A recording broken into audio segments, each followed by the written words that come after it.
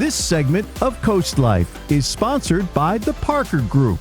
Well, we know that the world of real estate can be a lot to unpack sometimes, whether it's what's going up, what's going down, what should you be doing if you're buying or selling. You probably have a lot of questions, and we know the folks that have a lot of answers. Rachel and Dustin Parker are joining us with the Parker Group on the CoastLife couch today, and the real estate market is just it's doing a lot right now, and you guys are here to kind of help us unpack a little bit of that. So what's happening? Yeah, so the market is always crazy in terms of like interest rates. Is it a seller's market? Is it a buyer's market? But what we've been seeing lately is like not only those typical dynamics, but the biggest players in the industry are making some major shifts.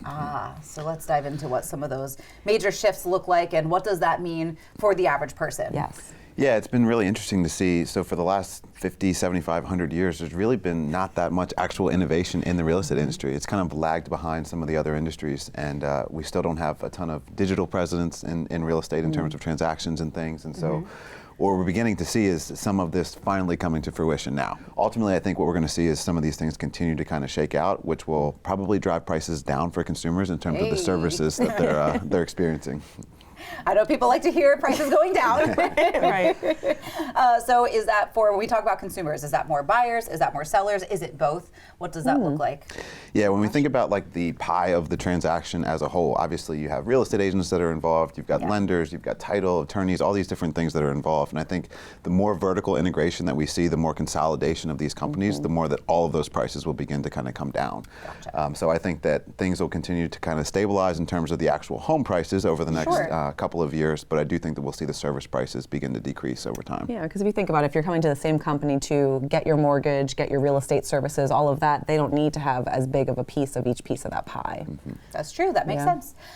So for folks, like we said, that'll kind of drive prices down. How does that kind of trickle into anything else, any other aspects of the real estate market? I know for real estate agents, maybe. I know when there's a lot of change happening, a lot of people tend to hit the panic button. Right. Are people hitting the panic button? Who is, who isn't? Yeah, I think there's just a lot of uncertainty right now in the economy as a whole.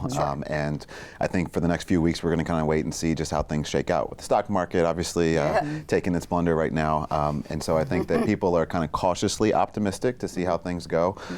Prices, I don't expect to do much changing this year in terms of home prices. I think they're going to stay roughly the same. We had this mass appreciation, a couple years ago, and since then they've kind of stabilized to some extent.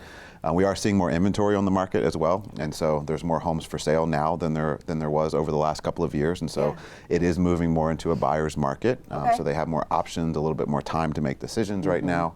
But it'll be a really interesting year in real estate because between the industry changes and the market itself, I think it's going to be a fascinating year to kind of sit and observe. Yeah, and I just think that's a great perspective that you guys always have when it comes to these big changes in the real estate world that, Dustin, you've said before, it's about time that things have either made that digital shift or just seeing some changes, because if it's been sort of, I don't want to say stale, but stagnant for all these years, it's about time. Like I said, a great perspective, and I think for buyers and sellers to know that the Parker Group is there and excited to hold their hand through these changes. So absolutely, I think that's going to be you guys are always a great resource and a great tool for everybody that is up against or working within the real estate world and market. So for folks who do need to utilize the Parker Group in all of the ways that you serve them, how should they get a hold of you?